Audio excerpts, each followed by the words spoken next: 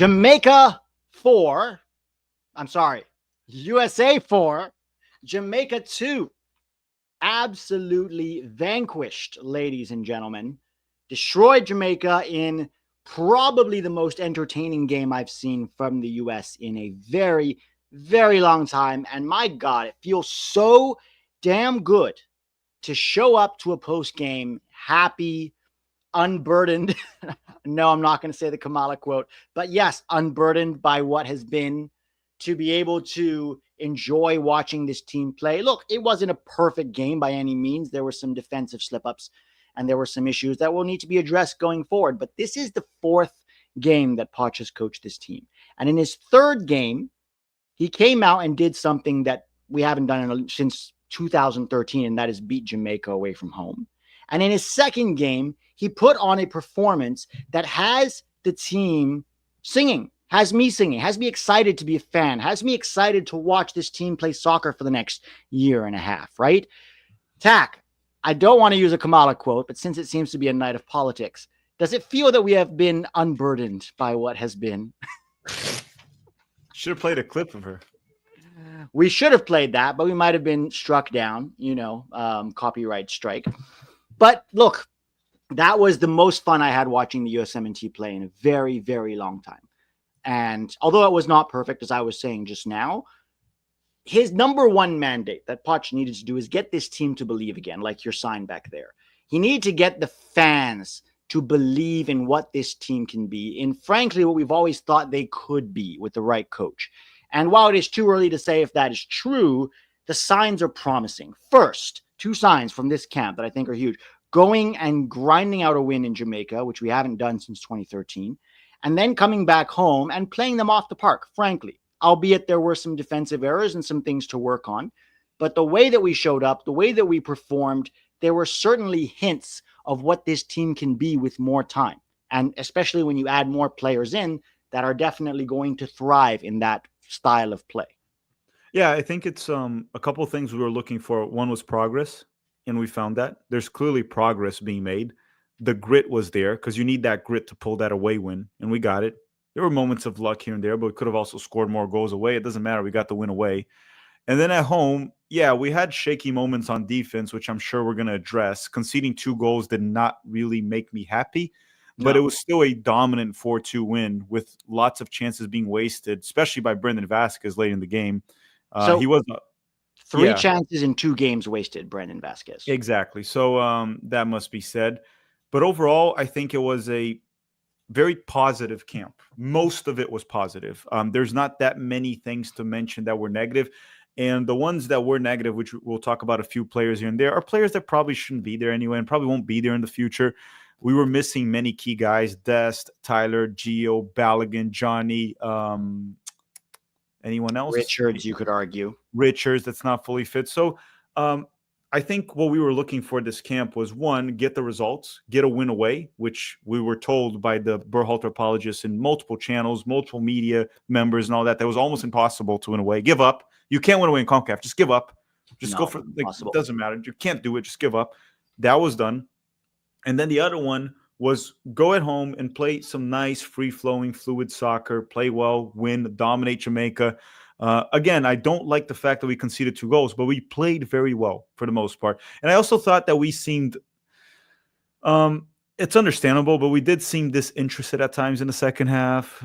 Like it's over, we qualified, and I also think there's a big drop-off when it comes to our bench to the starters, and that obviously played a role. But overall, very positive camp. And look at that, Pete. We can start to be positive about the U.S. men's national team, which people were told that we would never be happy. And obviously the job's not done. And when we make it to the World Cup and we do well, hopefully in the World Cup, that's when we can actually celebrate. But I'm starting to enjoy it again. It's not stressful as it was during Berhalter. This is really important, Tac. You and I have had many phone conversations over the last few months about this. It's like, it feels like a spark had gone missing. When this team beat Mexico in the Nations League final, when all these players were coming through, there was excitement about the future. There was hope. And slowly, over the last few years, Berhalter and the players both have been grinding that hope out of us. right? There's been this slow grind, this heaviness, the style of play, the results, the passivity, the excuses, the whining, the boo-hoo, the emphasis on dancing and, bounce passes and Greg Berhalter's shoes. It just ground the love and the passion right out of us. And for the first time in a long time, I feel excited again because I have hope. I believe that maybe Poch can do something with this team. And it's so early, but there's two signs. Like I said, the grinding, being able to grind out that win in Jamaica and then getting this very fluid performance today. Those are two things. There's a lot of pros and cons, which I want to discuss. But I'm going to read a couple of super chats here, guys. Thanks for being here. Awesome. Thank you for joining us as always, guys. You are our community, and being able to celebrate together. We've been through a lot of hard times together as a fan base, as a community, and being able to be happy today, being able to take a breath and to enjoy that performance, as imperfect as it was, is really nice to do, and that's what we're going to do. Steven Spada says, I'm so happy with that. We still have work to do, but we can celebrate the win tonight. Yes, indeed, Stephen. Jose became a YouTube member. Thank you, Jose. Brandon Vasquez be wanting to party, and you got to tell him no. You got to tell him no. I'm guessing that's some kind of song. Tac and Pete 2024. Also, every USMNT fan. I don't know what song that is. Ghost Card, tell us which one it is. But yes, Vasquez, like Sargent in the last camp, Vasquez did nothing in this camp to enhance his credentials to be a USMNT player. Brett Oppenheim with a very good point. The last game with the A team until March, it was important to give the fans something positive to remember. Exactly, which they did. Really looking forward to seeing this team with Dest, Reyna, Adams, etc. Thank you, Brett. Exactly. I think, it's 5 months or 4 months until the next game, which will be a Nations League semifinal. And I didn't want to go through 4 months of this team, of memories of this team being bad, because also that affects how we watch them on the weekend. When you see Pulisic play well for Milan or Weah do well or whatever, Balogun score for Monaco, you go, yeah, but why can't they do that for the national team? Yeah, I mean, just to add to that, it's like ever since the Copa America, it's been quite noticeable that the U.S. men's national team had a lot of fans lose interest. And it's not going to be a win against Jamaica that's going to bring them back, but it's one step into the right direction. Some of them will come back, and then people will start following them for their clubs. And hopefully by March, they're all playing well for their clubs. They're all healthy. Of course, there'll be injuries here and there, but there's something to look forward to. And we'll see who will play March. It looks like Mexico might be eliminated tomorrow. If that's going to be very interesting to follow. Although never underestimate CONCACAF referees, Tac, and CONCACAF's need to have Mexico and the U.S. in every Final Four. Never underestimate that. As we remember last time, do you remember how much extra time they had? And then as soon as they scored, the whistle? Oh, there was no number. It was until Mexico scores, and they did. And then they ended the game and went to extra time. By the way, guys, thank you to BetOnline for sponsoring this video. Believe is the code that I still use.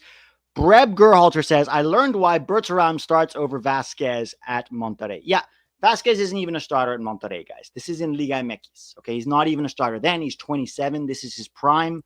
I've long held the opinion that Brandon Vasquez is not a USMNT level player. And I was willing to give him one more chance after 20 decent minutes against Mexico in the last camp. And in this camp, he showed me once again that I was right. And I think Tac agrees. He shouldn't be involved with the national team. This is not a national team level player. Sure, Sargent was injured, so you could make the argument to call him in, right?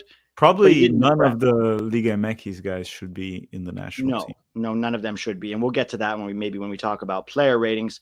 Poch has them kicking coconuts in training, says Steven Spada. Exactly. Jose, overall, this is a small taste of what these players can do. This is missing several key players as well. Need to be cleaner and awake on defense. Yes. And we probably also need some upgrades at defense, which we will talk about as well. Katia, Itzel, Garcia, Pepi for starting 9. That's an interesting point. Katia, for me, he's been a very good backup. I still have Balogun as my starting 9. And I'll explain why maybe when we do player ratings, because I think it's a bit of a nuanced discussion. And does Adams replace Tessman or Musa? Well, it's a good question. It's not just Adams coming back, right? It's also Gio coming back. It's Johnny coming back. It's Balogun coming back. It's Des coming back. There's a lot of different possibilities that you can do there. For me, Musa's not a starter for us. He actually played okay today, better than he usually does. but I still don't think Musa's a starter for us. But I'll cover that maybe later in player ratings. Let's see. Joseph, never saw us make this many runs/chances. So good. I'll talk about this later, but there was one aspect of the game that I saw over and over again here that I never saw under Greg Berhalter, and I'm gonna tell you what it is when we talk about the pros and cons. Like clear, not crossing. It was not crossing, but it was something completely different. It wasn't only not crossing; it was also this other thing that I saw them do, which I loved, which is a big part of the game. Drew Watson says, clear tactical adjustments, game to game. Love Robinson punching in and allowing space for CP to combine with Weah down the left. Unbalance them often. Fun. Yeah, fun is a great way to describe that performance. It was a fun game to watch. Rocco, going to the semis at SoFi Stadium. Can't wait. The semis will be right here in my own backyard. I can't wait. Is it at SoFi? Wasn't it in Texas? Good question. Why don't you look it up, Tac, to clarify? I'll check that for you guys. Hold on. Zach Drummond. Brendan can't buy a finish on one of his beautiful through balls for club or country. Wait, Brendan? I didn't see any beautiful. Brendan Vasquez, right? You must be talking about Brandon Vasquez, or is he talking about? Oh, I think it's because he put a nice through ball for Vasquez, and he's saying that the forwards waste it when he puts a nice through ball. Okay, that was he did have that one through ball for Vasquez. The other one was Busio, right, who put him through. Guy should have so many more assists. I mean, he had one good through ball here. I don't know if Aronson should have that many assists. Yeah, the games are all at SoFi. So it's here in LA. So they need Mexico. They need Mexico to go through. They're playing this in SoFi. Watch that game for some iffy refereeing, guys. Triple G was in attendance to spread the amoeba attack. Mike Rochburns, I like your profile picture. Our boy Jackson. Masga US. Interesting. Not sure what that means. MASGA. Make American soccer great again? Make American soccer great again. We were never great, so. Yeah, we've never been great. We've been at times decent, but mostly. Did you see it was the Bolivia one? It's like make Bolivia great. That's it. They just make Bolivia great. They didn't put the again because they're humble. Just make American soccer great. We were never great, guys. No. But Tac, a couple of things that I want to talk. I mean, obviously we'll talk about positives. Do you want to start? I mean, obviously the win. Let's say the win aside, qualifying obviously, and player performances aside. What are some positives that you saw? Well, I'll do one for the whole camp, right? The diversity in terms of like creating goal scoring opportunities where it just didn't come from crossing or set pieces. We created through central positions, right? We created through crosses too. We had dangerous crosses. Weah's goal was from a Musa cross. Was there another one that was cross? I don't know. So Pulisic's goal was a long ball from McKennie, right? More central. Right, a central long ball. Pulisic's second deflected goal was a beautiful cutback and dummy by Tanner Tessman. Cutback from McKennie, dummy by Tanner Tessman. Pulisic got a little lucky with the finish, but hey, you create chances, they're more likely to go in. Then Weah's goal was from a cross. Pepi's goal was from combination play on the left, and then he dribbled in field and finished it. So you're right. There was a bunch of different avenues through which we created chances. We looked far less predictable, which is kind of important, right? Because it makes it much tougher for an opponent to adjust against us. Like when you go with Berhalter, they knew it's just going to be that very slow, methodical way of playing and then find a cross and get a cross in. While now there's a diverse range of how we attack. And when you do that, it's much harder for any team to prepare against you, whether it's a better team or whether it's even a low block. It's much harder when you can play like that. And what's interesting is we were able to do that without like a player like what's his name, Gio Reyna, that to me is the most dangerous one in central. No, Pulisic's the most dangerous one, but Gio would be the best like creator maybe alongside Pulisic, and we didn't have them, right? And we still were able to create. We're still able to play. The players were far closer to each other in possession at times, which allowed them to combine. Which with Berhalter, they would all spread out, right? The eights with Berhalter would go wide, and the fullbacks would go high up the field, and it was always the same. Asleep just talking about it. And I like the fact that he he went more like almost like a South American approach, where it's like, guys, in possession, it's more about the players acting upon instinct, combining, finding Yeah. space on their own, instead of the coach giving them 250 instructions of where to go, when to go. They're not playing football manager here. These are actual humans, and they will perform better if you trust their instinct. So The I thought that was willingness actually good. to trust the player's instincts was, for me, the big takeaway from this game. Yeah, and that's really important. You either trust or you don't. And obviously, as a coach, you do have to set them up and put them in positions to succeed. And I think he did that for the most part. I mean, we'll talk about the defense at times, which to me was the only negative of it. Um, and the depth. I think the depth was a bit of an issue too, but that's not really on Pochettino. He didn't have a lot of guys available. But big positive to me was that we were able to create from multiple different positions. Yeah. My big positive was our work. Another big positive was our work rate, and it wasn't just our work rate when pressing. Now, if you notice, there was a lot of pressing going on, right? Sometimes it was right on their back line. Sometimes it was sort of a mid-block press. Usually when the ball was played into the midfield or out wide was when we would move to press. But it wasn't just that. If the ball did get in behind, we executed quite well what is called a pincher movement, where oftentimes the instinct is when they're attacking, let's get everybody behind the ball, right? And that's generally a good idea. But if you'll notice very often, and I saw this in the last game as well, what would happen is somebody would step to the player on the ball. So let's say a Tessman would step to a player on the ball, and a Weston McKennie, instead of going around to cover for Tessman, he would go and press from behind. So basically create a pincher movement so the player has nowhere to go. He can't pass back and he can't move forward with the ball. And then when they're in place, they press together. We never really saw that under Berhalter, and I really like seeing it. I've seen it now in this last 2 games. It's not just get behind the ball, be compact, try to wait for the chance to win it back. It is somebody step to the ball, somebody step to the player behind the ball and close him off so he gives it away. I really liked that, and I really liked the work rate off the ball. Every time we lost the ball, everybody was working to win it back in some way, closing down players, harrying, harassing, pressuring. That intensity is what America we need to be known for. Whatever quality of player we have, whether it's Pulisic or whether it's, just say it, Aronson or Cowell, whatever the quality of player is, if we can be consistently known for that intensity off the ball, that you have no time and no space off the ball, we will elevate our level significantly. Do you think it's weird that he went with Cal over Tillman, even though Cal suits a bit more of like the role that Weah was playing, but he still didn't give Tillman any minutes? Maybe, and I'm speculating here because we don't know, but maybe Pochettino is starting to realize something that I've suspected about Tillman. And even you and I have both suspected this. Maybe Tillman isn't giving 100% in training. Maybe he doesn't really want to be there. It's possible, right? I don't know this for sure. But based on the way he plays on the field, he often looks a little bit too casual, too relaxed. And Pochettino's all about intensity. So maybe he's sending a message to Tillman. Maybe he's saying, if you're not going to bring me that intensity, because he didn't, remember he came on against Jamaica away and he didn't look very good. And it wasn't that just that he didn't look good. He looked way too casual, way too relaxed, recycling possession. You called it almost legit-esque. And I agree.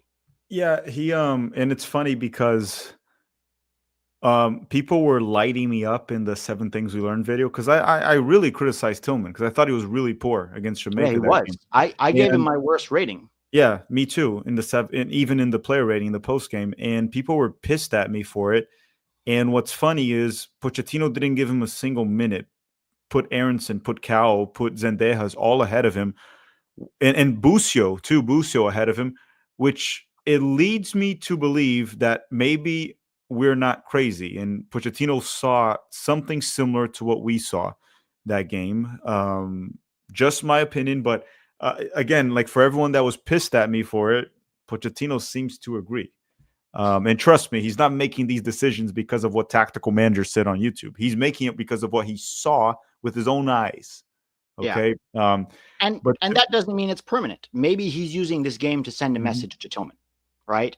Like either you want to be here or you don't. But if you want to be here, you're going to have to drop the act of like kind of being too casual, right? It's very and just anyone saying Tillman, I see someone saying, Andrew saying Tillman is just shit. It's not that he's German, dumbasses. He's definitely not shit. We've seen it with PS. He's No, definitely not he shit. has talent for sure. He's not he is not shit. So I'm not gonna go with that because I don't. We've seen him play against good opponents too. Like even Girona lately, he played well against Girona in the Champions League. Yeah. Definitely not a bad player. So no, it just makes you wonder if he wants to play for the national team or not. How much he wants to, or is just maybe playing and avoiding getting injured. I don't know. Yeah. Or maybe he's just a little bit too casual. Like, I don't know. We'll find out over time, right? Tac, I'm going to read a few more super chats while you come up with your next positive. Michael says, center back number 2, CCV, or do you think McKenzie has earned it? So I think center back for now. I will say I would probably start Richards and McKenzie in the next game. Now, that being said, people will say about CCV, and they're right, that he rarely has looked good for the US, and I agree. Let's be honest, though. I think everyone deserves a fresh chance under Poch, right? We only ever saw him under Greg Berhalter, and frankly, not very often. So I think he deserves a shot to at least play in a game or two, and we can see what he looks like under Pochettino. But I think between Richards, Carter Vickers, and CCV, maybe Trusty, for me, those are our 4 best center backs right now. Although Ream played fine today, I think we're already seeing Ream very much in decline, and I think that is going to continue over time. And sooner rather than later, we need to replace Tim Ream, at least in the starting lineup, if nothing else. Jamie says, I don't want to be disappointed again. Yeah, time will tell, Jamie. Time will tell. But right now, let's be excited because we have a lot to be excited about. Steven, I might go to one of the semis if they're at SoFi. Anyone want to do a meetup? Yeah, guys, if anybody's... I won't go to SoFi because I'll cover the games here on YouTube with Tac, but if anybody... You guys should do that. Notice that Pochettino applauding when the boys executed great one-touch passes that lead to good chances. Defense needs some work. The future is bright. Agreed. Which leads me to my next positive, Tac. Have you noticed in this game how many, I call them 1-2s. Some people call them give and goes. Some people call them wall passes. It's basically where one player makes a pass to his teammate and then runs in behind, and his teammate one touches it back to him. They passed and moved. It's a pass and move, to quote our friend Colin. Colin's Reed. happy, man. But it's not just pass and move. It's specifically a one-touch passing move where you go pass and run, and the other guy one touches it into your path. I think I counted about 70 of those. And we opened them up with that way a lot. We almost never did that under Greg Berhalter. I very rarely remember seeing it under Berhalter. And I put it on Twitter. I saw it more tonight than I did in the last 6 years. It's a beautiful pass. It's a simple pass, right? It's not difficult to do, but you have to try it because you can really open up defenses that way. And I saw that a lot in this game. And it was so damn nice to see us circulate the ball quickly. Like the ball movement was superior. There wasn't a lot of like Pulisic dribbling. There wasn't a lot of one guy trying to take on the world. We kept moving that ball, tiring them out, stretching them, pulling them out of position, opening up space. That was so damn encouraging to see because for everyone who's told us this player pool can't do that, we don't have the players, it's not true. We do have the players. We just needed a coach to let them try. Another positive for me was it's been a while since we've seen a camp where most of our players played to the level that they should have, that we expect them to play, right? It always felt like with the national team, everyone underperformed, right? The players that were bad were shit as always. And don't get me wrong, there were players that were bad, but we expected them to be bad. Like we talked about Brendan Vasquez. I didn't really expect much from Brendan Vasquez. But so the players that we expected to be bad were bad. But if you look at the other players, I'm not even going to mention like Pulisic and Weah were really good. McKennie was good as expected. Tessman was good. I thought McKenzie for the most part was also good. Tim Ream had a little bit of like the old man moments. He might want to start thinking about challenging Jake Paul. Also might make more money with that. So he's getting there. There. He's almost at the age where Jake Paul likes them fighters, right? He likes them very old, and it'll be a good fight for him. And Tim Ream could probably make more money than he'll ever make in his career with one fight. But moving on from that, most of the players play to their ability. Where every time we were in the past few camps, it always felt like everyone underperformed, right? It wasn't one player. It wasn't two players. It felt like it was everyone. This time, it felt like I don't think anyone performed above their level, like we see very often with like Gio Reyna, for example. He doesn't play very well for club, or doesn't play for club, and the national team just shows up. But everyone looked like themselves from their clubs. It looked like the Milan Pulisic for the most part. It looked like even Weah, a little bit of a better version for Milan, for Juventus. Aronson even didn't look bad. Let's be real. He didn't look bad, Aronson, for what we expect from him. Tessman looked good. McKenzie, Scally looks solid defensively, like with Gladbach. A-Rob played well. And I could keep mentioning the players. We're going to talk about that. But it was the first camp where we didn't see our players all shit the bed together, right? It always looked like it was a collective unit of players holding hands and having explosive diarrhea every camp, and didn't feel that way this time. Semper G7 says, in my opinion, Adam and Reyna need to earn their starting spots back by staying healthy and getting quality minutes for their clubs. Tessman earned his first team spot, IMO. So I agree with you about them needing to stay healthy. You can't play if you're not staying healthy. But I will say, Gio has earned his spot with the national team. Whether you think he should be on the bench or whether you think he should start, we'll see what Poch does. But pretending that Gio Reyna doesn't ball out every time he plays for the national team is disingenuous, okay? Gio Reyna is absolutely a national team player and should be there, whether he's starting or whether he's on the bench. If he's healthy, now I agree with you, he should either get playing time with Dortmund or leave, one or the other, because it's not helping his career, it's hampering him at this point. Starting spots, I guess, is what you're saying. Look, starting spots, we'll see what Pochettino does. I think we need to see Gio Reyna and Tyler Adams both under Pochettino, because we haven't really seen that yet, right? I think every player deserves a look under Pochettino, and we see what they look like, okay? And then after that, we can judge them better. If Gio doesn't perform for the national team, it won't matter what he's done in the past, right? It won't matter. So let's see. Weah and A-Rob on the right, Pulli at 10, Dest eventually coming forward on the right. We can be Chile from 10, 15 years ago. All gas, no brakes. Yeah, there's a lot of different permutations. When everyone is healthy, there's a lot of permutations we can play with. And the depth is better when everyone's healthy. Right now, the depth is poor because we still have a lot of injuries. Damn, that Chile team was like roughly 10 years ago. That's that was crazy. Bielsa ball. No, it wasn't Bielsa. It was Sampaoli. Well, the one that won the Copa America. I'm sorry. You're right. It's Sampaoli. Bielsa came later.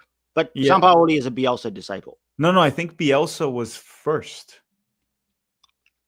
I think so. I thought Bielsa started with Chile and then Sampaoli took over. Yeah, Bielsa was first, and then Sampaoli came after, and he won the 2 Copa Americas. It was Sampaoli. Yes. He built on what Bielsa started. But yeah, that was a beautiful Chile to watch, for sure. Diego Luna should have been playing, not Brandon Vasquez. Yeah, I mean, different positions, right? You could argue for Luna. You could argue for Paxton. You could argue for Cole Campbell over some of the guys that were here. Imagine when Dest, Balo, and Gio are back. Yeah, I agree. Johnny, Adams. There's going to, we'll have options. We'll have much better options when everybody's healthy. Because right now you could see when the subs were made, it was like, okay. We talked about this a little bit, Adam, on Tac Stream, but I'll basically just sum it up. What do you think of Poch's comments about calling up MLS players? I prefer Euro-based players. Also, what improvements need to be made for March? So, Poch was asked, if one of our guys comes back to, MLS, are they still going to have opportunities? And he was like, yes. Okay, opportunities. They should get opportunities. I think it's too much is being made out of it. Pochettino actions are very clear. He doesn't really rate MLS players outside of Tim Ream. Right? American MLS players, probably the way to put it. American MLS players, yeah. So I think they're trying very hard to get him to say nice things about MLS in order to, market the league. But actions speak louder than words. I think he's being safe and politically correct and saying the right things. And he's not wrong, for sure. If, like Tac said, if Pulisic or McKennie comes back to MLS, it doesn't mean they're going to not be on the national team anymore. But overall, it's quite clear from his actions. He doesn't really, he seems to rate Liga MX players more than MLS players. Vasquez and Zendejas and Cow have gotten a lot more minutes than the front three. The front three today at the end of the game were all Liga MX guys. Yeah. Should Adams play the Scally role? I mean, he can play right back in a pinch for sure. if Dest is not available, but that's Dest's role for sure. Gio Reyna has been injured for what seems too long now. When is it the time to start looking at player performance rather than rely on player potential? So if you're talking about his performance for the national team, Zach, that time is he's never not played well for the national team. It's very rare for him to have a bad game for the national team. So if you're looking at player performance, his national team performances matter more. Here's the thing. Tillman plays well for club, doesn't play well for the national team, right? So if you want to base it on that, Gio Reyna's miles ahead of most people in the squad. The problem, as you said, is not being healthy. If you're injured, doesn't matter how good you are, then it doesn't help, right? So he needs to get healthy, number one, and he needs to get playing time, too. Whether or not that's with Dortmund or whether he needs to leave in January. But in terms of player performance, Zach, I got to say, his player performance for the national team pretty much speaks for itself. Well, we also don't think he's like that the starting position is his and no one can take it from him. We don't think that. No. We just think that he has done enough for the national team to get many chances there with Pochettino as a starter off the bench and see how he does. I agree. Like, he has to be healthy. I mean, he was healthy for us in March. He was healthy for us during the Copa America. In March, he was the player of the tournament, actually. That's not that long ago. So, again, we have to wait and see, but he has to, like, stay healthy and he has to get minutes for his club. Yes, absolutely. I think what most people agree on is he should be there in March if he's healthy. He should be in the team. Whether or not he starts, whether or not look, Pochettino is going to evaluate Gio on his own merits. He's going to watch him in training. He's going to watch him for his club or not watch him for his club if he's not playing, and he's going to decide what to do. Pete, can you put the Where I May Roam chat there real quick? It's not a super chat. I just want to address the Pepi thing because I think so. Where I May Roam is saying, but performance doesn't matter for Pepi. I'm assuming he's saying that because we said that Balogun is still the starter there. Where I May Roam, let's put it this way. One, Balogun wasn't available due to injury. When it comes to club, Balogun had 20 plus goals in a top 5 league. Like, if you put him in the Eredivisie, he would be putting like Luke de Jong numbers or better. In the Copa America, which was probably the toughest environment and the toughest opponents that we faced this year, right? Or I guess like since the World Cup, the toughest opponents we faced in a competitive environment, Balogun was actually our best player in the Copa America. I don't know why people keep like ignoring that when they enter the discussion between Pepi and Balogun. I think it's recency bias, Tac. Whoever had scored the last goal gets more hype. Yeah, and Pepi, to be fair to Pepi has pushed Sargent aside right now due to availability and because of his performances. Pepi's been delivering for the national team. But during the summer, Pepi got minutes, right? I think Pepi came off the bench most games, and Pepi was terrible during the summer. Balogun was our best player. He was better than Pulisic during the summer. Like to hear or not, that's how it worked. And before Balogun hurt his shoulder, he scored for 3 consecutive games for Monaco, and he scored goals. The way he scored those goals are goals that Pepi, Sargent, they're not capable of scoring those goals. Now, Balogun's not perfect, and if he's shitting the bed for the national team, go ahead and start Pepi. Pepi has delivered, and I would not be mad if Pepi started. But to act like Pepi has outperformed Balogun for national team or club, that's simply not true. He scored a very nice goal today. He also missed a very easy chance, and some of his hold-up play was not great. Pepi is far from perfect. I'm very excited for Pepi. I think he's getting better. I think he's going to push Luke de Jong out at PSV going forward, and I think he should always be putting pressure on Balogun. But right now, if I have a healthy Balogun and a healthy Pepi, and we're going into an important competitive game, I'm starting Fuller and Balogun. And I was going to address this later, but let's just address it now since we're talking about it. I think that Balogun is a more well-rounded player than Pepi. I think Pepi is a very good finisher. I think that Pepi's hold-up play and combination play at times, particularly when you get tight to him, can be not great. Or it's something that he still needs to work on. Now he's young, okay, and, he can improve over time. But for me, Balogun is the better all-round player and has also delivered for the national team when he plays. So we'll see. We'll see who's there in March, what they're looking like for their clubs. I don't get why this is like seen as like hate for Pepi. That's what I don't get. I think a lot of people really love Pepi. Understandably. I do love Pepi. I do. I love Pepi too. He should absolutely be there and he should be pushing. But it's not Pepi hate to say that he's still our number 2 right now. Yeah. All right. Tessman, quietly great. Better than Morris and Johnny. Mm-hmm. Definitely better than Morris. Johnny was No, looking better good in that. performances for the national team so far because Johnny hasn't really played that well when he played. And the Yeah. last game, Johnny was out with like 18, 19 minutes with a pulled hammy there. Injuries, bad timing for Johnny. That was his chance. I didn't realize SoFi got the Nations League finals. This just made my week. Yeah, Brett, you should go. It'll be fun. I feel like Jassy pulled a Sammy Sosa and now changed his name to Cade. Yeah, a lot of Jassy, although he's a lot faster than Jassy. I'll give him that. Dude, but Zardes, I don't know now, but he was fast. Ish. Yeah, Zardes was fast. Do you remember when Zardes was like, I got mad skills that will blow your mind? That was when he was with the Galaxy, right? When he was with the Galaxy, when he was a young player, and it was like, oh, dude. No, but he was getting a lot of hype at that time because it was like literally nobody else. Do you think Balo and Pepi could play together? Yes. I think in a pinch, they could play together. You could play a 3-5-2. You could play Balogun a little bit wide, coming inside, almost what Tim Weah was doing today. Yes, absolutely, you could. They also like kind of complete each other. They're not the same type of forward. So yeah, they could. Yeah, they absolutely could play together. This 11/formation works really well in combative games. Deadly with Balo up front. Swap a DM for a CAM in easier games. I mean, to be honest, I don't know if there's going to be that many easier games. Maybe Gold Cup group stage, there will be some easier games. But Nations League is going to be tough. It's going to be Canada, Mexico, us, maybe Costa Rica. Although Mexico, we're not even sure about. They lost 2-0 to Honduras. By the way, I'm no El Tri fan. But the way that Aguirre got hit by a beer can and didn't even flinch. It was a full beer can. It hit him on here. He didn't even flinch. He just kept walking. And then people were like, oh my God, you're bleeding. That was pretty badass.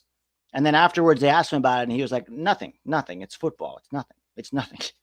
I was like, that's pretty badass from Aguirre's perspective. Let's see if Mexico goes through. I want them to because I want Pochettino to beat Mexico. Jeff Carey says, I give Tac an 8. 6. Pete, 6.9. I get a 7. I need to pick up my sketchy, zesty game and maybe start wearing underwear and shoes. Definitely recommend wearing underwear. I mean, shoes too, depending on where you're going. Yeah, I mean, at home, do whatever you want. Hans. Oh, no, I read Hans's already. Miguel, body music, thank you. Miguel, Poch will earn his $6 million if he can get this kind of production from McKinney. Tessman surprised me with his steady, composed performance. Yeah, I agree. We're not going to dwell on it for too long before we get into player ratings. Okay, guys, let me address this once and for all because people said this to me after last camp. They said that we had a nasty agenda against Pepi. I'm very pleased that Pepi is playing well for PSV, getting more starts, and I'm very happy that he plays well for us. And I would have no problem if Poch decided to start Pepi against Mexico. But if you're asking my opinion, I think Balo is a more well-rounded player, and a healthy, fit Balo is still my first choice. If you don't like that, you can disagree. That's fine. You could say Pepi's your choice. I don't hate anyone.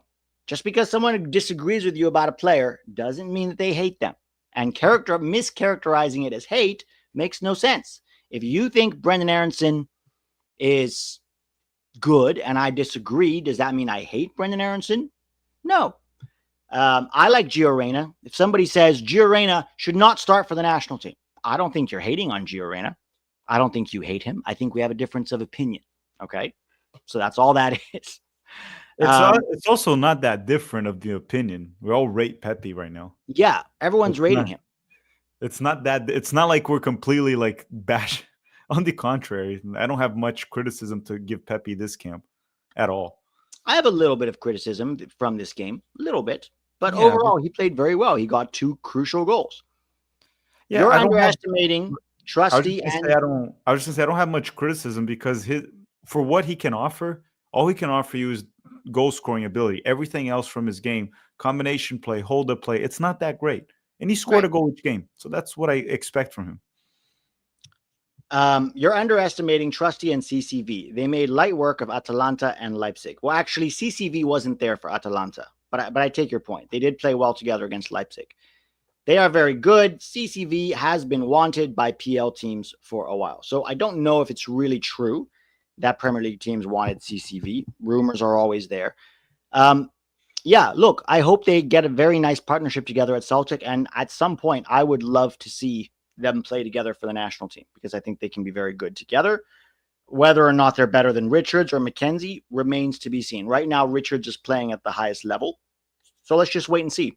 But yeah, I hope they do both get chances at some point. Jeff, I'm not going to read that one because that's not at all related to soccer and might get the channel banned. Love both your shows, but you're deaf jocking Balo a bit. All right, well, that's our opinion. That's our opinion. Let's see what happens over time, yo. I will say this. If Balo gets on the field in March and stinks up the joint, we'll be like, bench him for Pepi. We're not particularly attached to players. We want whoever plays the best. Let's see what happens in March. But Tac, we don't want to spend too long on this, but quickly, a couple of negatives from today. The defense. Or things that need work. The defense. I don't know if it's because they got complacent because we were up. So that can be the excuse, even though there shouldn't really be that excuse. But conceding 2 goals to the Jamaican side at home, and a few other chances, by the way, in the second half, more specifically. The first half, we were fine. That's why I'm saying I think we got a bit too comfortable, because in the first half, we were not letting them get any opportunities. But yeah, the defense in the second half was quite disappointing. We should have gotten 2 clean sheets. We should have. Yeah. We definitely should have. I'm going to blame Joe Scally on both goals. Not completely, but on the first goal, he fell asleep and didn't track his man inside. On the second goal, you cannot show him to the right. You have to show he's right-footed. He showed him onto his right foot. Matt Turner makes the save. Anthony Robinson tries to clear it while running backwards, and it bounces off the defender. Not ideal. Well, and just add to that, even if the player is not right-footed, you still rather him get a cross than a shot on goal from that close of a range. Yeah. Because these are still professional players, right? Even if he's not right-footed, it can still be a nasty shot. Now Pete hates Scally. Yes, definitely hate Scally. Big hate for Joe Scally because I'm criticizing him for this game. No, he was poor today. Actually, he was good on the ball. Better than I've seen him be in a long time in terms of his contributions to the attack. But defensively, he was culpable on both goals.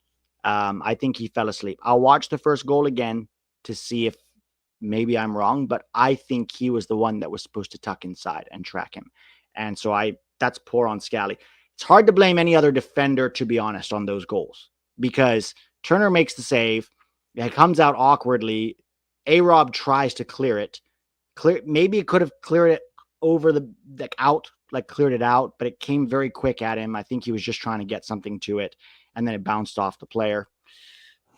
It's hard to blame really anybody else, but you're right. We fell asleep in other moments. I remember Mark McKenzie getting beat for pace once, although he did come back and recover nicely. Tim Ream looked a little slow, a step slow at times. These were moments that we definitely need to be better in, but overall, I'm not too concerned because the point of this camp was to get the wins. Number one, to get a win away, which we did, and to inject some excitement back into this team again. And I think that Pochettino has done that. And I think this team has done that. And now I'm excited. I'm looking forward to March. I'm looking forward to Gold Cup. And by the way, guys, the excitement doesn't end there. If you've been paying attention to some of our U20 players, to some of our U17 players, there's a lot of very exciting young talent that is coming through and will probably at some point, we don't know how soon, oust a lot of the lack of quality in our depth. So there's more to be excited about in the future. It's not just the players that we currently have. Let's see. Jordan. Pete is simply a generational hater. I can respect that. I am as well. Tac calls himself a professional hater on X. Yeah, but generational is a whole new level. I'm a professional. You're generational. It's like the difference between... It's like I'm an elite hater. You're world class. That's amazing. I am the Kylian Mbappe, the Jude Bellingham. You're no Mark Goldbridge, but you're getting there. definitely not that level of hater. Tac, should we do player ratings? Yes. You want to start on Matt Turner? Turner? I don't think he was culpable in any of the goals. No, I don't remember him doing anything. Even wrong. the second one, he saved the way he could. That was not an easy save, and then the defense has to get it out. I don't think he could have done much better than that. Yeah, I can't really complain about Turner. I think a 7 is fair. I think I'll give him a 7. Yeah, I was going to give him 7.5. He made some good. There was one in the second half that he got down low very quickly to make a save. Mm-hmm. So, yeah, I think 7 point. And he was good with his feet today. Yes, Jamaica weren't exactly pressing most of the game, but I thought he was pretty solid with his feet. Yeah, better, especially when the thing is, I'm not going to get into that again. It goes back to the pig story, Pete, because the thing is, he's been so shit with his feet that when he's just average with it, you're like, wow, he wasn't bad today. He wasn't great. It was okay. Like, he didn't mess up with his feet. I think 7 is fair. Still a goalkeeper that I'm very skeptical of, but sometimes he shows up. Yeah, I still think the problem is we're probably riding with Turner until 26. That's probably the truth. So let's just hope. I think maybe he needs to go somewhere next season, even if it's the championship, and just play. Just play, you know. Scally, I'm giving Scally a 3, culpable on both goals. I thought he was okay on the ball for the most part. He actually had some nice work on the ball today. Mm-hmm. There were some nice crosses. There was some nice combination play down the right, but you can't be culpable on both of those goals. So, sorry, I'm giving him a 3. I'm going to be a bit nicer to him and give him a 4 because I'm trying to remember the first goal, and I can't remember who to blame. So I could look. I can take your word for it that it was him, but I don't remember it. So I'm gonna go based on what I'm thinking here. So I'm gonna give him a 4. He was definitely culpable in the second goal. You don't give the player the inside. Looked good on the ball for the most part. I was ready to give him like a 5.5 overall, but I deducted a 1.5 due to that second goal. The first goal, I still need to rewatch it. I don't remember it. I'm going to rewatch it tomorrow on when I do the Patreon video. So I will mea culpa myself if I am wrong. But from what I remember, he lost track of his man on the first goal. But I'll watch it again and we'll see. Mm-hmm. Mark McKenzie. I think I only had one moment from Mark McKenzie that had me worried. I thought other than that, he was very solid, good on the ball, sometimes high up the field. I'm going to give him a 7. Yeah, I'll go with the same that I gave Turner, so 7. What are you going to give Ream? Ream is an interesting one because he's looking slower than he used to be, even though he was already kind of slow already for quite some time for Fulham. That's why he got benched at Fulham. Trying to figure out Ream. It might be generous, but I'm giving him a 5. I'm going to say an average performance, which will be, by the way, will be one of the lowest rated players. There's probably like 2 more that it might be below that, and people probably know. Lowest I'm giving him a 5 after Scally is Ream. What? One of the lowest rated starters after Ream. Yeah, I have Ream at 5. An average game. Might be a bit generous, but I'll put 5. I'm trying to think. He was also a little slow on the rebound on that second goal. But it deflected off A-Rob, right? It was quick. I saw the replay. It was like a quick, so it hit like Turner, A-Rob, and then it went to Ream. No, I know. A-Rob deflected it, but if you watch the replay, and I was watching this, he was ball watching, which is why when it did deflect, the first guy there was the Jamaican guy who made the run and not him. Mm-hmm. So it's a small complaint, to be honest. That might be 5% on him. But I think Ream has been poor since Copa America. I think we got to move on from Tim Ream. And hopefully we do come March. A-Rob. I'm very curious to hear your thoughts on A-Rob because I thought he played this weird, different hybrid formation where he was sometimes in the pocket, sometimes playing in the double pivot.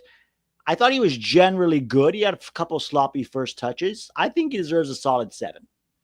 Yeah, it was also a position and role that I've never seen him play before. He still got an assist. And for the most part, I think he did well. I'll give him a 7.5. I'll give A-Rob a 7.5. Was winning most of his duels. And the sloppy touches that he had and the over-dribbling, he can't really do better than that. That's him. He's not the most technical player in the world, but got an assist. Defensively, I thought he was rock solid, and him playing as a central defensive midfielder in possession was quite different. So I'll give him a 7.5. Good for him. Tanner Tessman, you go first on Tanner. Also going to give him a 7.5, just like Scally. I thought he was really good throughout the game. Scally. Did he have an assist? I think he did. He didn't have an assist, but he did have that beautiful on Pulisic's second goal that was deflected. He was the one who let the ball run between his legs for Pulisic to finish, which takes awareness and confidence. I think also he put a nice through ball to Pulisic once in the game. Was it to Pulisic down the left? That was also a goal-scoring opportunity in the first half. Tessman was just very good throughout the game. I don't remember him making mistakes. I'm trying to pull his stats to see passing, because I also don't think he got... No, I thought he dictated tempo really well. Do you know what his passing was? What?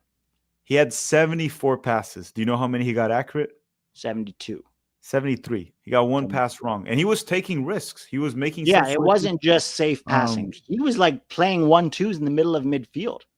And he had some good long switches as well. He had some good... I remember a really nice switch to Pulisic. Tanner Tessman was poor in the first half against Jamaica in the last game away, and then better in the second half before he came off. But in this game, he was excellent. I'm actually going to push him up to an 8. Yeah, I'll keep the 7.5, but I thought he was really good today. Yeah. Really good.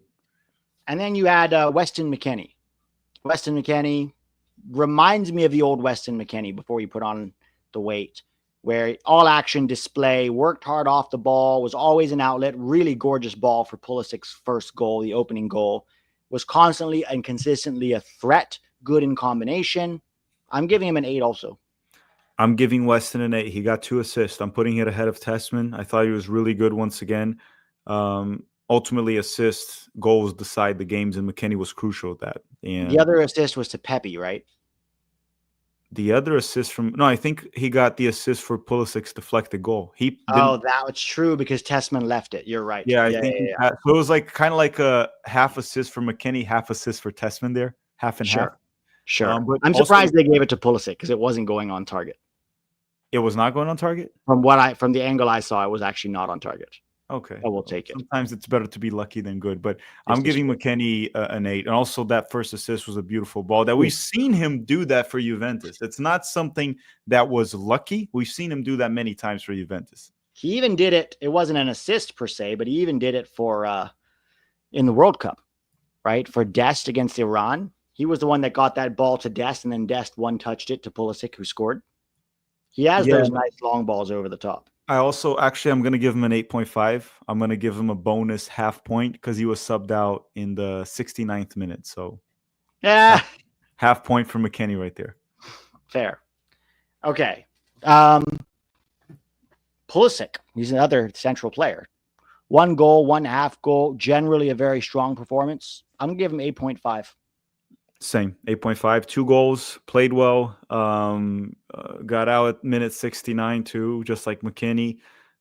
He was decisive, right? He showed why he's our best player. Can't really ask more from him. Good performance. I think he also had some good corners too, 1 or 2.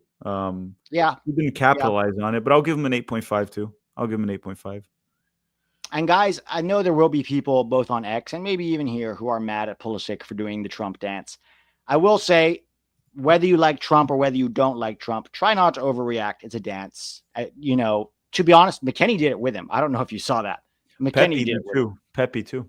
So I hope people don't make too much of a dance, guys. What we want is a Pulisic playing well for his country and doing well for us, whatever side of the political spectrum you're on. Weah. You go first on Weah. Weah, he was really good too. He was really good. He was dangerous in multiple occasions. Good in combination play. Scored a beautiful goal too, by the way. Good first touch, good finish. I'm going to give Weah the same rating I give Pulisic and McKennie, 8.5. He was really good. Yeah. As a left winger. Is fair. I think 8.5 is fine for Weah. Musa. Now, I actually thought of all our attackers, Musa was the worst one. He was, however, a lot better than he was in the last Jamaica game, or has he been for a while. He got his first ever USMNT assist to Weah, which was a good one-time cross. Had one or two other good moments. But other than that, I thought was quiet in the attack. However, he was very good defensively. He did a lot of good defensive work that people may or may not remember. I'm going to give Musa a 7. I was going to give him a 6, but on the assist, I'll bump him up to a 7. Yeah, I'll give him a 7.5. Yeah, I thought he was, out of our forwards, because he played as a winger, right? Definitely the worst one, besides the subs, right? Talking about the starters. But then I'm comparing him to like Pulisic, Pepi that scored a nice goal. Musa got an assist. That was a good ball that he sent to Weah. It wasn't an easy assist by any means. I'll give him a 7.5. I still think he lacks a lot in the final third, and we kind of saw that today because he did underperform the other guys. But there's something there with Musa with being a useful player to the national team, right? You can play him on the wing. Depth winger is fine, like as a depth piece. Right back too. He can be an option at the right back, and if you really need to go deep into the midfield, he can play the central midfield if you need him to. He's very useful player. But yeah, I'll give him a 7.5. I don't want to be too harsh on him. Pepi had a really nice finish. Maybe one of my favorite Pepi goals, because that's not easy. It was from the edge of the box, really well placed in the corner. And other than that, did Pepi play very well, in your opinion? In my opinion, he actually had quite a few poor touches. Hold-up play was not great. And missed a chat. Actually, Musa could have got a second assist. I don't know if you remember that one to Pepi, where Pepi was in the box and completely shanked it. Mm-hmm. So, not a Pepi hater, guys. I think he worked hard for sure, and it was a very nice finish. I would have given him more, but I'm going to give him a 7. I'm giving him a 7 as well. I thought it was more of like a 6 performance, and he gets a bump for scoring a goal.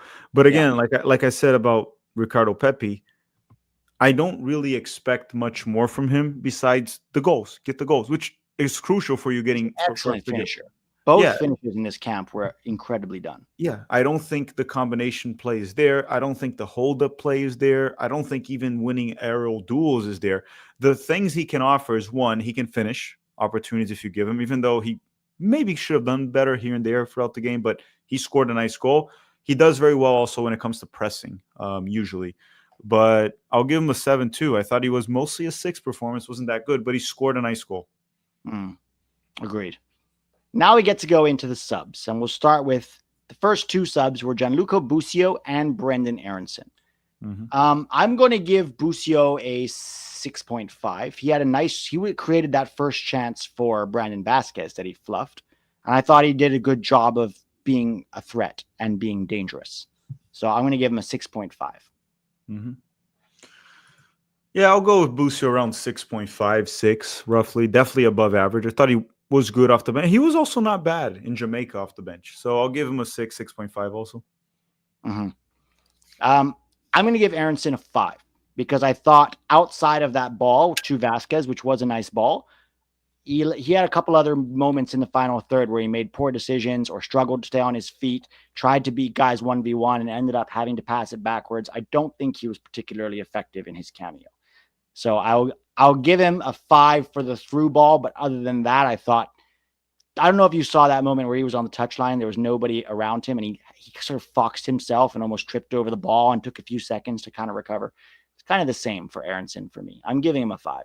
Yeah, he's very hectic, right? He doesn't know how to play in a different tempo. It's always just going balls to walls the whole game. That's all he does. I'm giving him a 5.5, slightly above average. The through ball was nice. He also had one good moment here and there that he found Zendejas. But overall, it was very Brendan Aronson-like. Lots of fight, lots of grit, give it all for the team, and then lacking a bit more. Largely ineffective, yeah. Yeah, mostly. Vasquez, next one. Vasquez, I'm giving a 1. Yeah. You can't miss 2 chances. I mean, sure, one of them was offside, but if it hadn't been offside. Oh, but he missed it, right? Because they called it after. He missed it. Right. He missed it, and then he called it after. This is a really poor camp from Brandon Vasquez. He had an opportunity with Sargent injured and stinking it up back in September to be like, hey, I'm the 3rd choice striker. And I thought I was fine with giving that to him based on the 20 minutes he gave us against Mexico. But both cameos in both of these games, I'm sorry. No, here's the problem. Who else would you call if he's not available? Who else would you? Honestly, I would probably have Tim Weah be the third striker option if Sargent's injured. Probably. I also wonder is Pifok worse than Vasquez? Who knows? If you're gonna just lob in crosses, which I'm assuming that's what Vasquez is useful for, Pifok might be a little bit even better. Yeah. So probably just go. Yeah, but they were saying Haji. Haji was injured, guys. Haji's injured. Sargent's injured. We really don't need more than 2 strikers, to be honest, because Weah can play there if you need him to. You know what I mean? You have Weah who can play there, and then you have those 2. It's fine. Sargent's probably still my third choice striker at this point. Yeah, I'll just give I'll just give Vasquez a 1-2 because I don't really want to think about it too much. Not trying to be rude, but he was shit. That's probably the best way to put it. Well, there's a reason he's not even a starter in Liga MX, right? It's not like, and he's 27. This is his prime, right? This is his prime. He's not 21, 22. So it's like, okay, I don't think Gladbach was really ready to pay that much money for him. I don't care what MLS shill so-and-so says. Cade Cowell had one moment where he ran very fast and can't use his left foot, so had to use the outside of his root to get it. Wasn't a bad cross, though. No, it was a decent ball into good space. Other than that, not much. I'll give Cowell a 5. Yeah, I think it's fair, average, because he also wasn't terrible. So it wasn't average. Awful, no. Yeah. It's crazy how looked a lot better than Vasquez. Do you remember the time that he tried to do his Cowell move where he dribbles inside and shoots? And it was such a bad shot that the goalkeeper picked it up. Yeah, he did shoot. He shot, and the goalie was like, okay, scoop it up. And the last one was Zendejas, but he played like 4 minutes. I am not going to rate Zendejas. Should we rate Pochettino? Yeah. I think Pochettino deserves a 9. Or 8.5 because of the defensive lapses. Okay. Can I read you one thing? He said after the game, he talked about that. Okay, what did he say? He said, this is what Pochettino said. In the second half, we didn't approach the game in a way we wanted. The goal was to win the second half, and we didn't approach it with the same intensity and mentality. It shows we still have things to improve. So he's quite clearly upset with that second half, and he made it clear. That's good to hear from Pochettino after, because he could just like brush it off. Like, no, we got the win. It's okay. No, it was, we lost the second half, actually, 2-1. Yeah. Yeah. And I like the way that he wants to change the mentality of like, no, we have to go win this half. It's like play like it's 0-0 again. Right. So good for him. But he got the starting line based on the players he had available. That was probably the starting lineup I would have gone with. I would have maybe traded out Ream for Richards or Trusty, but fine with that. And then his okay, I didn't love his subs. The only sub I actually liked was Busio, to be honest. But there wasn't many options to sub with either. Like, who was on the field that like maybe could have come on? Not many. Yeah, the question is like, could he have given maybe Tillman a shot, or maybe was he trying to send a message to Tillman? Yeah, he could have been. Yeah, I'm looking at the options here on the bench. Tillman is always a good option, but again, it's like you never know. Could he have maybe given Chris Richards a couple minutes? Maybe. I don't know. Would that even matter also? Because outside of that, the only other attacking option he had was Tillman. Then the rest was 3 center backs, which was Miles, Richards, and Trusty, and then 3 goalkeepers, Stefan, Schulte, and Cochin. So yeah, he sent in what it was. It was just really Tillman, and who knows why. Yeah. I thought he managed the game, but more important than anything, he won, but he also won looking really good. He got this team playing fluid, interchanging, attacking soccer that was also lethal. So I'll give him 8.5. I'll give him an 8. I thought he was good again. We got the wins. The reason I'm deducting 2 points is when the team came back lacking intensity, the same way we held Greg Berhalter accountable for that multiple times, I also will hold him accountable for that. But the good thing is he clearly isn't happy about it. Yes, he quickly said it. And that's going to change. It's not going to happen again. And it is true. The second half was quite poor. And we lost the second half 2-1 at home to Jamaica. That's not good enough. Yeah. David says, I was there. Great atmosphere and venue. We looked solid and in charge first half. Second half, we had a few lapses, looked tired. Pulley and Pepi were awesome. Thanks, David. Timothy, 7.5 for Robinson. By the way, credit to the St. Louis fans who stayed, even though it was pouring rain. Tav, what would you score your outfit? Or you're wearing the straight red. Show him the straight red. 10 out of 10. 10 out of 10 for Derek and Brett. Trump dance 10, says Timothy. Jordan, baseball has utility players whose job is to be able to play 4 or 5 positions at an okay level. That's where I think Musa shines. Yeah, I think you're right. That's probably his purpose in this national team going forward. Sneaky 2 goals assists for Musa in 4 games under Poch. Yeah, he's also playing him as a winger, right? Which Greg did for the first. Did he ever play him as a winger? Maybe once against Panama he did. Yeah, I don't remember. He was always in the midfield as an 8. Yeah, he always had him in that midfield. Jonathan Jackson, thank you for the support. Timothy says laundry day tack. They're excited about the shirt. Derek, good to see you, man. All right, guys, that's it. Tac's going to do the 7 things tomorrow, 7 things we learned. I'm going to do the Patreon breakdown. I'm excited to do that breakdown and talk about some of the tactics and some of the interchange of play that we used, because it's nice to talk about something different instead of Burr Ultra Ball. Well, also positive, right? A lot of positive. So, guys, if you want to support the channel, that's $3 a month to get access to all kinds of stuff. Check it out on Patreon. Links in the description. Any last thoughts, Tac? Should we talk quickly about March or leave it for another time? I guess we'll leave it. We don't know who will play yet. I'm looking here. It looks like Panama advanced, so that's 1 already. So Panama and the U.S. have advanced. Tomorrow, Canada will probably advance against Suriname. And we'll see how Mexico does against Honduras. That'll be an interesting one. All right, guys, have a great night and a good camp. We go back to the usual programming this coming weekend. Have a great one. Talk soon.